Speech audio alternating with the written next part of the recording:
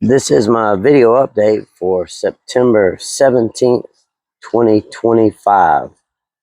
And today we're going to look at some of the biggest trends changing the world.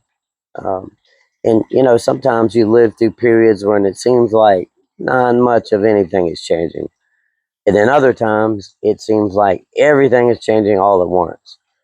And this is kind of the latter. I believe we're going through a period now of rapid change where the old order is being radically altered very quickly before our eyes. Some people are, I don't see how they're missing it, but some people are missing it.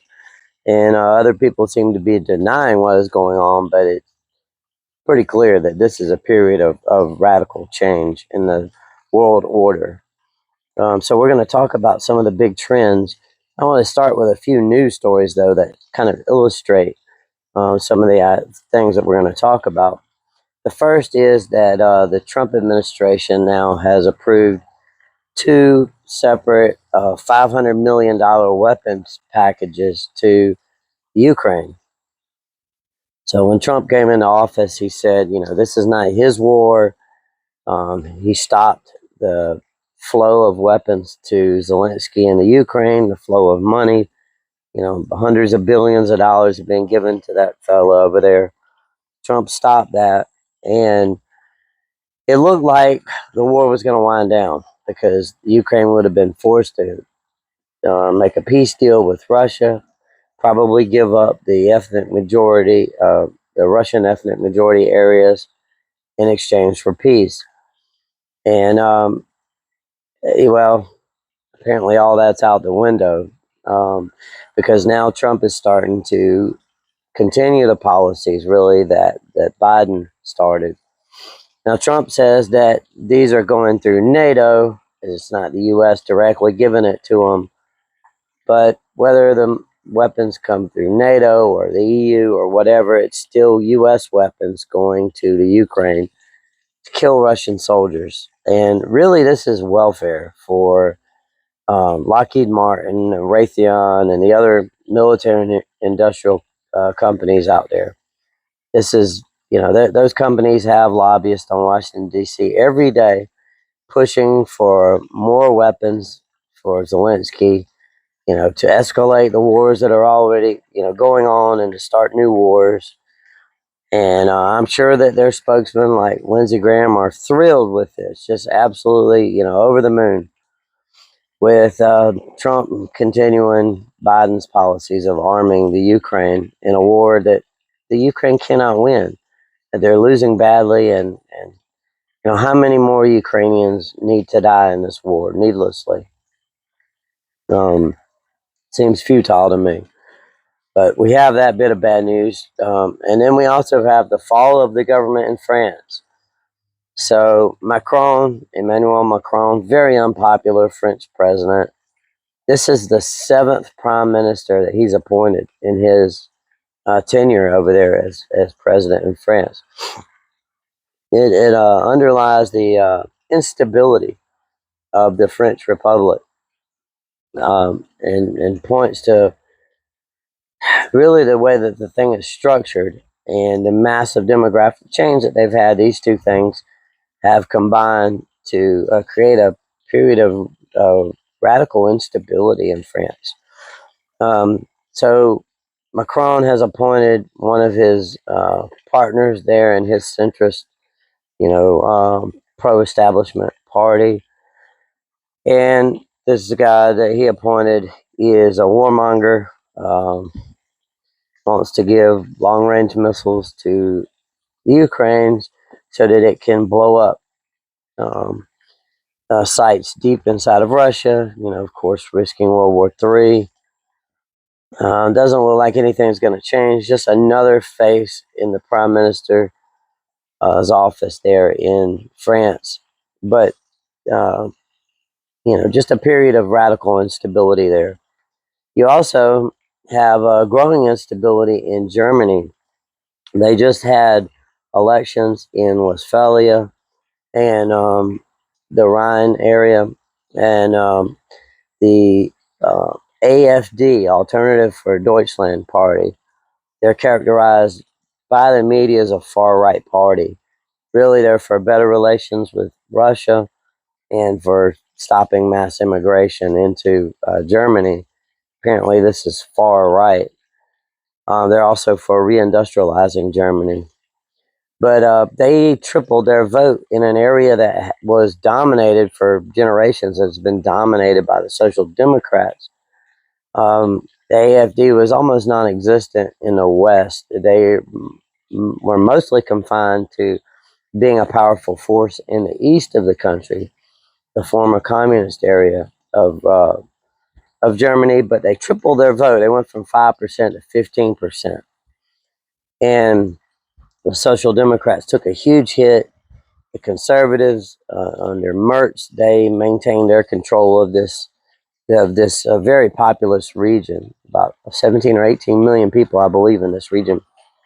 And but the big story is that the AfD tripled their vote there, and so they're a growing force in the west of Germany, as well as the east, where they already basically run things. And it looks like this is going to be the party that in the future will govern Germany. But in the that's if the parties that are presently in power don't ban it. They've been seeking a ban. In Germany, they don't have freedom of speech. They don't really have a.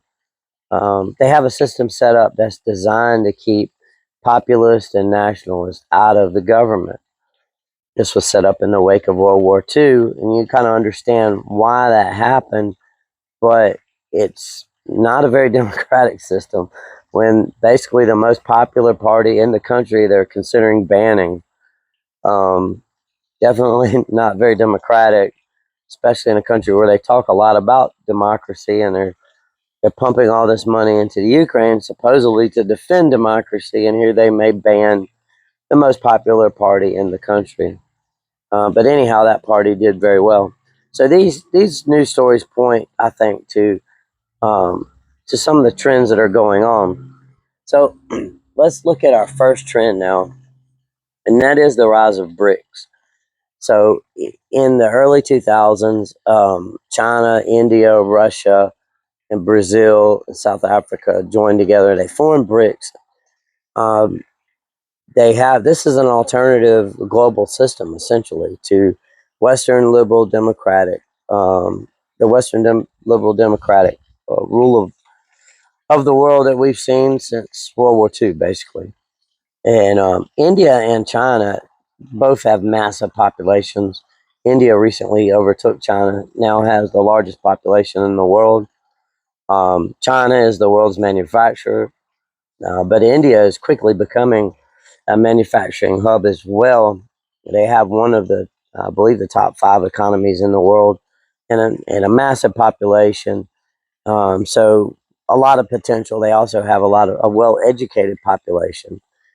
It's true that the country is right now heavily dependent on agriculture, but they also have well-educated population and just a ton of potential. India does.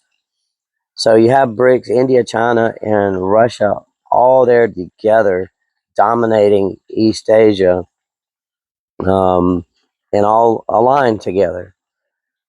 You have Russia as a growing military power and an industrial giant, um, mass producing missiles and drones and artillery shells, and the West is just not able to keep up, as we talked about in recent videos.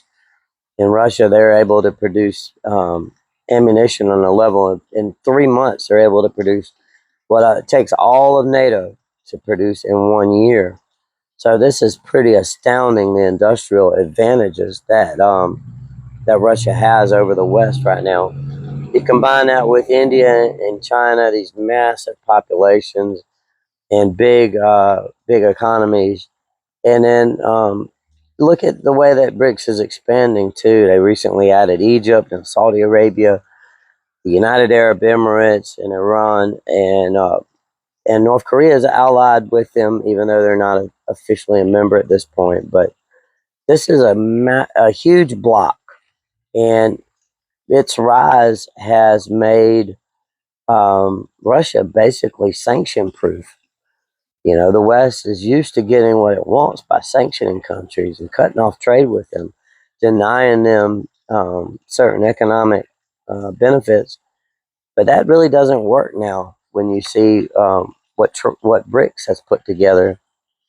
And I want to emphasize this massive Eurasian bloc that's formed with China, North Korea, India, Russia, Iran, all the way to Egypt. So you have this huge stretch of the world going from Egypt almost contiguously up to North Korea.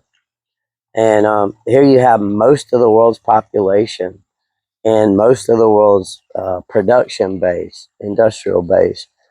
Um, and there's no doubt about it that this area is just going to grow and grow and grow in importance in the future. And Trump helped really push he helped make this happen by his recent moves. First of all, he's very anti-China, and the Republicans in Congress are very anti-China in general. And so that has that's definitely alienated China, of course. But he's also pushed Russia into the arms of China, essentially by cutting off their trade, which had been very robust, especially with Germany. Russia had a very good relationship with Germany prior to the war in the Ukraine, and also with Central Europe and some Northern European countries. But this war has pushed Russia and China very closely together. And then Trump has also enacted his tariffs against India. And that has pushed India towards Russia and China. So you see this huge Eurasian bloc. It's hard to overstate how big of an area, big of an economy, big of a population this is. Russia, India, and China all together. So that's one big trend, is the growth of this power block in the world that I think will dominate the world in the years to come. I believe that the days of Western domination of the world are over. Um, Now, North America, still has a lot of power. The United States is still very powerful, but I believe the days of the United States being able to dictate to countries, and then them jumping in line. Yes, sir. What can I do for you, sir? Those days are pretty much over. BRICS has made its member countries not totally immune, but very resistant to the influence, to the persuasion, to the ability of the West to just dictate terms to these other countries. So that's the first big trend that we're looking at right now in the world. Another big trend is Western political decline. And there's a lot that goes into this. One, you see the fall of the French government, this great instability. It's amazing to me that Macron has appointed 7 different prime ministers. That's incredible. I mean, I, I don't know how to say about that. That is just something else. There's just no political stability in France. And France is right there at the heart of the EU. Um, and then in the UK, I realize that they've left the EU, but in the UK, the Tories, which had long been the dominant party there in the UK, the Conservative Party, they're in rapid decline. They're just bleeding members left and right to reform. The Reform Party has been growing tremendously in the last year or two under Nigel Farage, and they're in by-election after by-election, they're taking more and more local seats from the Conservatives and from Labour, and they're setting up. The race is now not between the Tories and Labour; it's between Labour and Reform. Uh, and the UK has brought this on themselves, basically, by allowing mass immigration, by deindustrializing. Um, they brought this on themselves, and now the elites, their position in power is tenuous. Um, when reform gets there, I expect them to make major changes, and they are definitely the party of the future. It's almost unavoidable without some major scandal to take down Farage or something like this. Without that, it seems pretty clear that he will be the next prime minister in the UK. Um, Also, look in Germany. So I've talked a little bit about it already, but the Social Democrats, they're in rapid decline in Germany.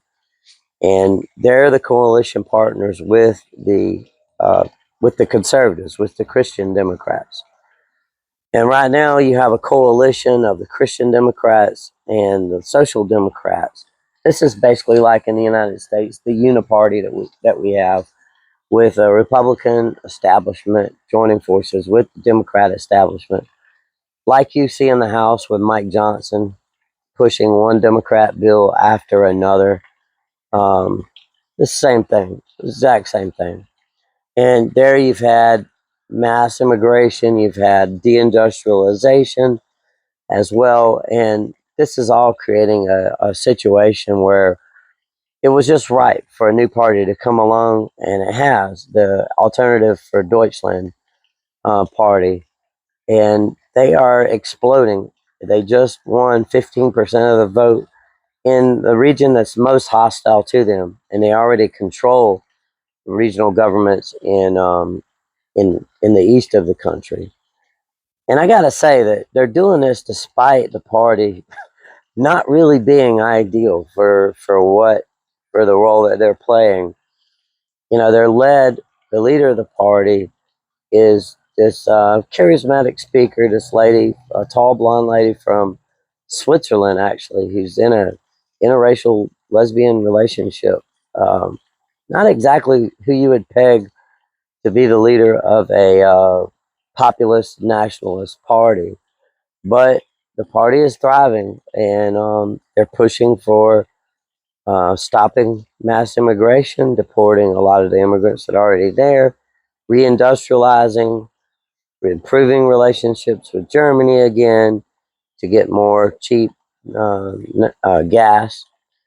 And so there, you could, even without knowing their party platform, you could write the party platform just by looking at what's been going on in Germany over the last, 10, 15 years, but or longer.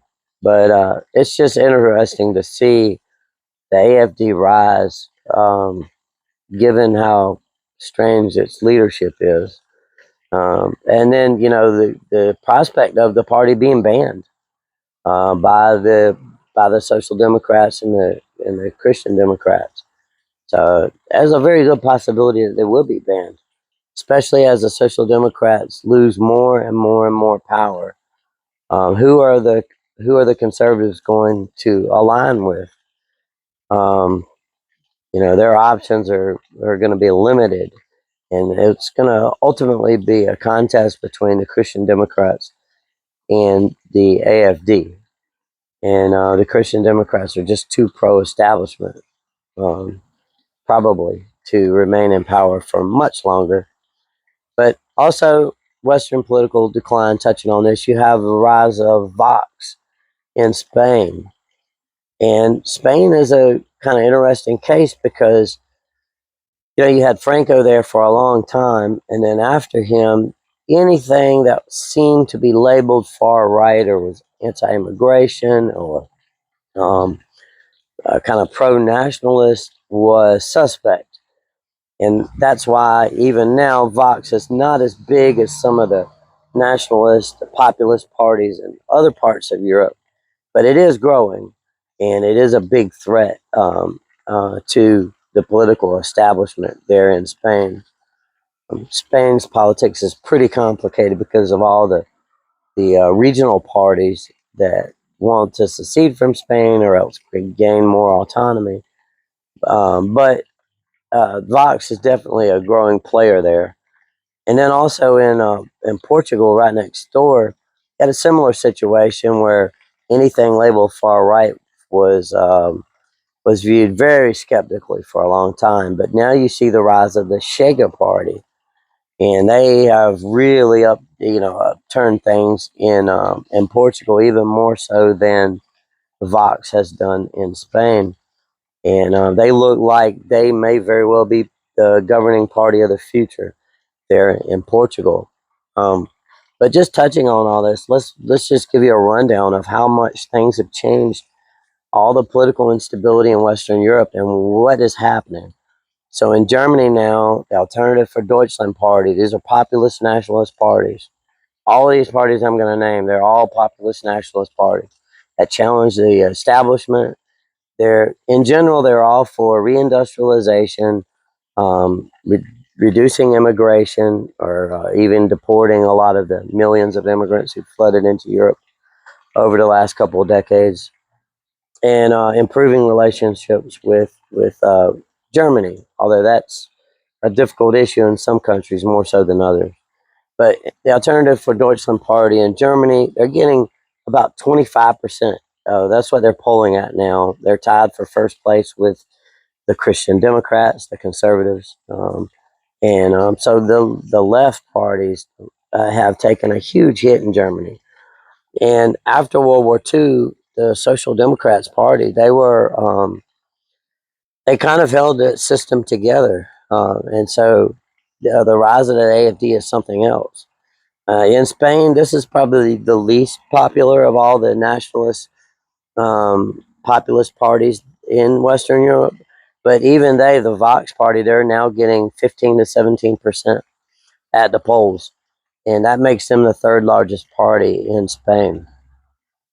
In Portugal, the Chega Party is now the second most popular party with 26% in the polls, and they are. I could definitely see them coming to power in the near future. We'll see. In France, the biggest and the oldest one of these parties, the National Rally, which is the new name of the National Front, they're the largest party now in France, and they poll at about 33%. And they're especially popular in the northern, former industrial regions of France. Now, in the old days, the National Front was more popular in the south, and they were more of an old right party, um, more similar to the politics that you would have seen before World War II or even shortly thereafter. But yeah, they were nowhere near 33% in the polls. Under Marine Le Pen, they've really improved their percentage that they're getting, and she's really the leading politician in the country. And her party, National Rally, is the biggest party in France at 33%. In the UK, Reform, who we just talked about a little bit ago under Nigel Farage, they're polling at 31 to 35% now, which would make them the biggest party in the UK if elections were held today, which elections are not slated to be held for several more years. But all these by-elections, they're racking up local councilships and members of parliament when they become available in by-elections. So Reform UK really dominating politics in the UK right now. The Freedom Party in Austria, they're at 36%, and they are the biggest party in Austria. Um, they were one of the first of these parties to kind of make a breakthrough and become part of the government. And when that happened, European countries sanctioned them at first and tried to force the government to keep them out. But they're too big to keep out. Now they're 36% at the polls, and just gaining more popularity actually. Um, and then let's lastly look at the Progress Party in Norway. This is a new one. I'm less familiar with this one, but they're the second biggest party now in Norway, according to the polls, with 23.9% of the vote. Pretty amazing because these Nordic countries, especially, they've been resistant um, to this growing populist trend. Although you have the Sweden Democrats who's taking advantage of it as well, and they're a growing political force in Sweden. Um, so if we look at the trend here going on, it's really the decline of the Social Democrats across Western Europe.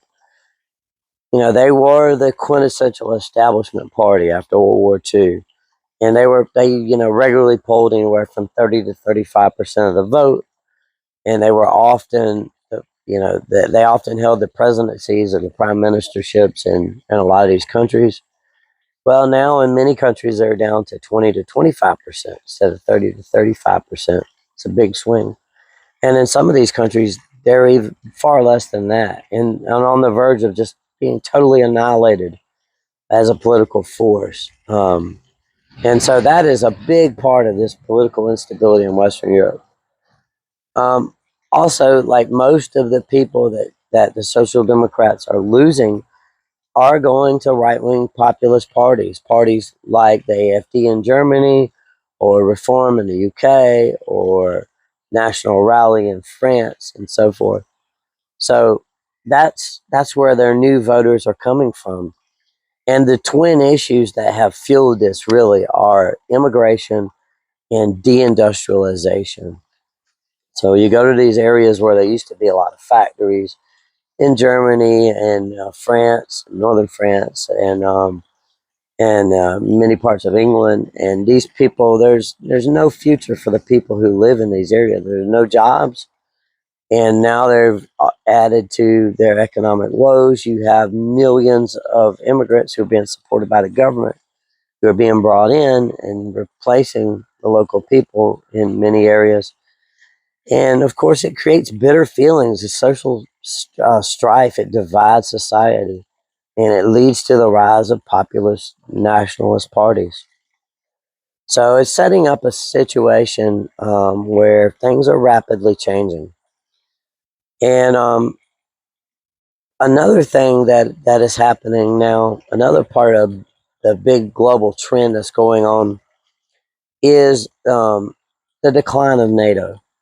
And this one might not be as readily apparent as some of the other trends, because you recently saw NATO expand. It added Sweden and Finland, who are traditionally neutral. And that happened after the Russia invaded the Ukraine. But if you look more closely, so on the surface, NATO is getting more powerful. They added more members. But if you look more closely, there's factors that are at play here that are setting up a situation where NATO's climb will soon be readily apparent. One, Western European nations are probably not going to be able to meet their goal of military spending. The U.S. has basically said that these countries need to spend 5% of their GDP on the military, and they're not able to do that. These are welfare states. They don't have the money already to maintain their welfare state. The local populations are hurting in many of these countries, and so they're definitely not going to spend, you know, a great deal more money on their military at a time when the populations are ready to revolt anyhow, and upset because the welfare state is in danger. Also, the rise of BRICS has made countries less vulnerable to sanctions. And so it's kind of proven that NATO is taking away one of NATO's biggest powers, and that's the power to sanction people and force people to comply against their wishes with whatever the NATO line is. Um, Another, as we've already talked about, is the decline of the Social Democrats in Europe, and especially in Western Europe, and their replacement by populists and nationalists. Another part of the factors that's going to soon manifest itself with the apparent decline of NATO is the deeply divided and debt-ridden United States. Um, we had a massive political shift from Biden to Trump. Um, some things have remained the same, but it really, the country is very, very divided politically. The United States is, and that's probably only going to intensify in the near future. The recent shooting of Charlie Kirk points to this. Um, but especially the woke left's commitment to not engage with the public, to not try to convince people, to instead bully people into submission, that hasn't gone over well. It's just provoked a backlash. So the commitment to NATO by the U.S. may weaken in the future.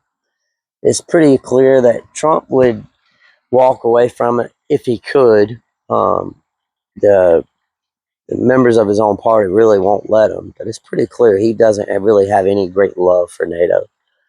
Um, and the neocons in his party have been on the decline for a while.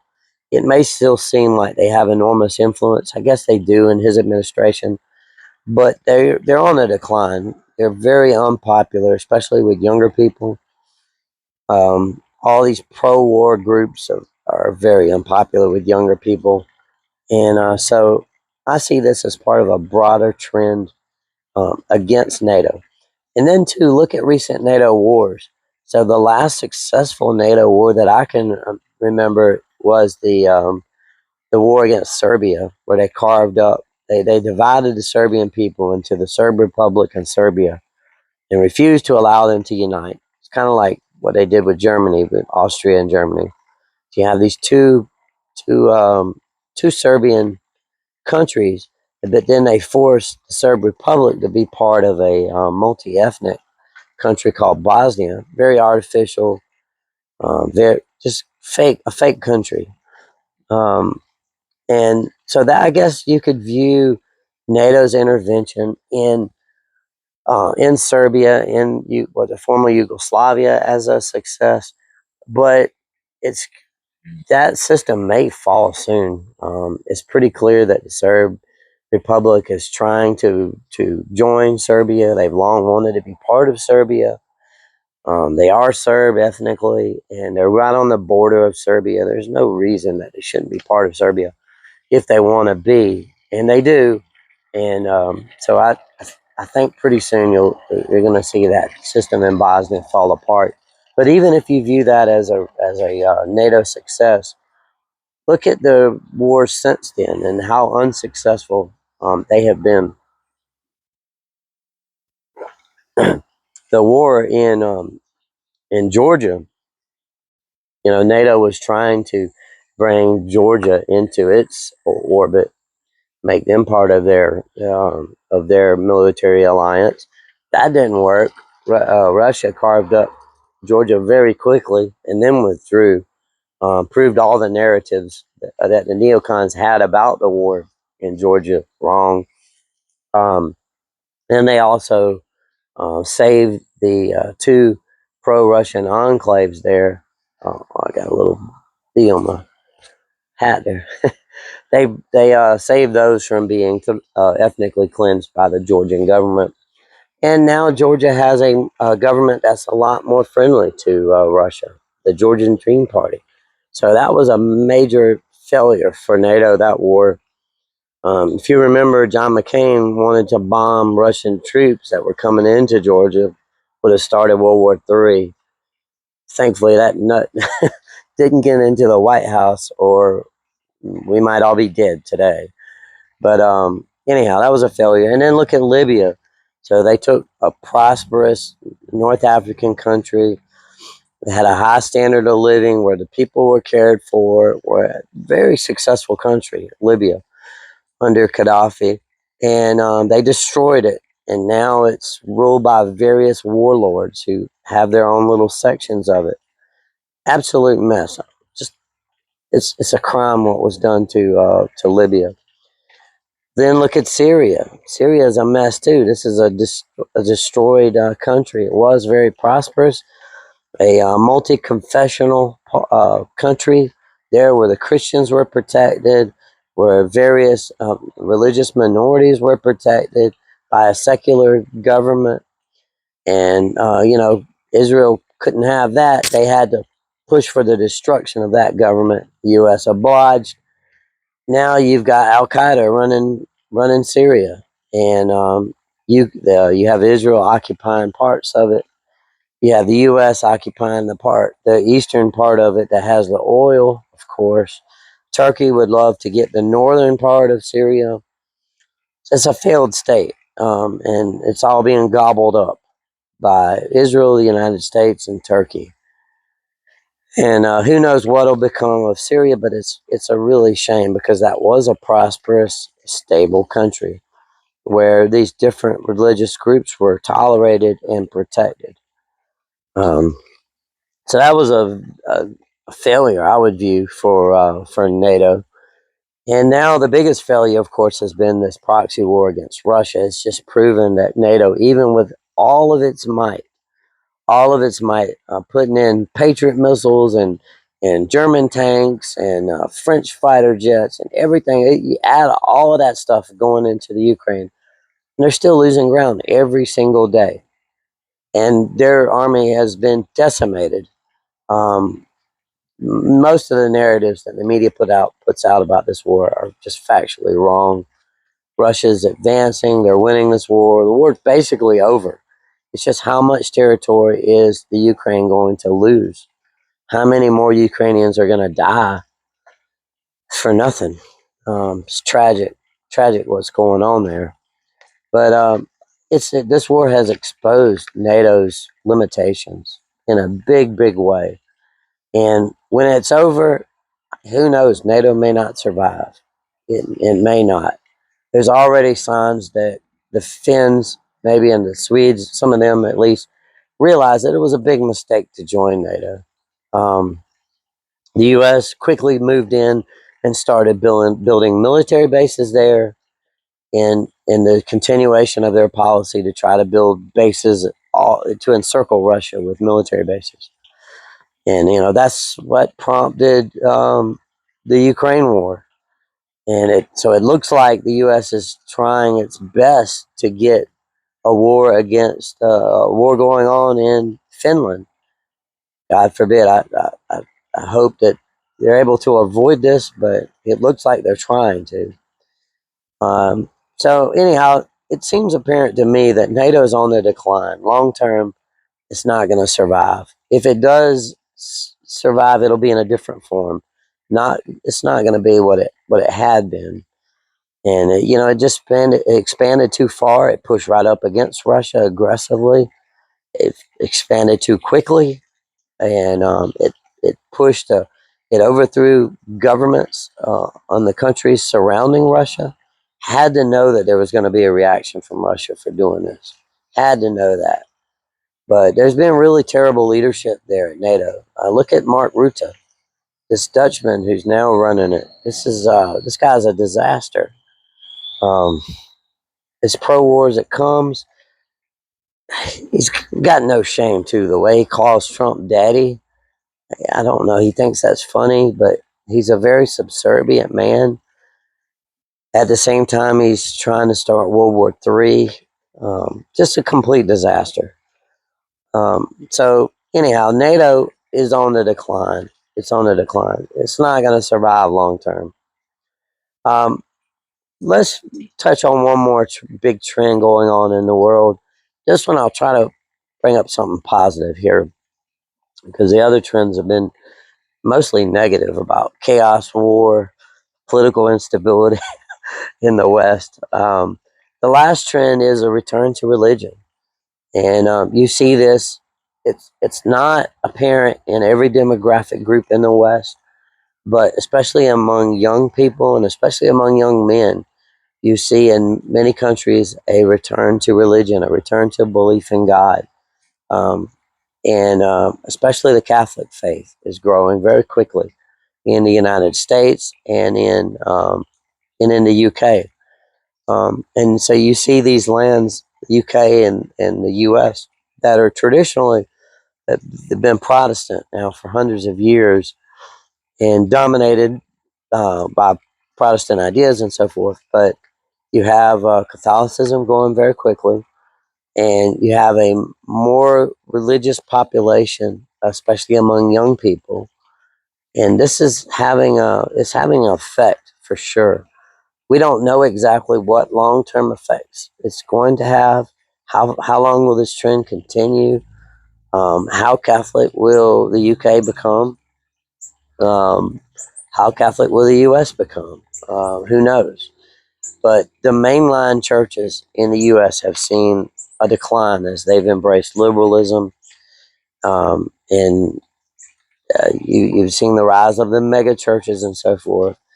Um, but you've also seen a reaction against this. And as the mainline churches have died off, you see Catholic churches growing, and you see in the Catholic faith um, a stark generational divide. You have the older, more liberal clergy, and the younger, more conservative clergy. So it used to be, if you go back to the '60s, the early to the mid '60s, almost everybody, all the young priests that were being produced were all liberals, basically.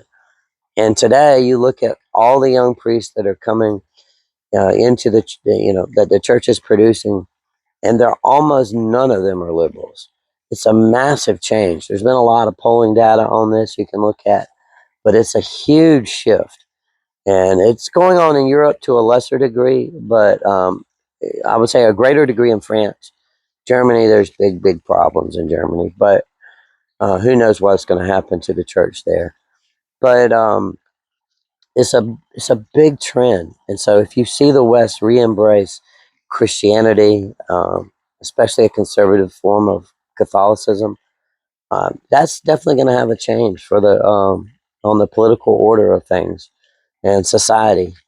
And so that's another big trend that we're looking at, and something to keep in mind going forward. So that's all for today's video. I hope you've enjoyed that, looking at some of the big trends shaping the world, the rise of BRICS, the decline of NATO, and political instability in the West, and a return to faith, to Christianity in the West. So thanks for watching today, and we'll be back with you soon.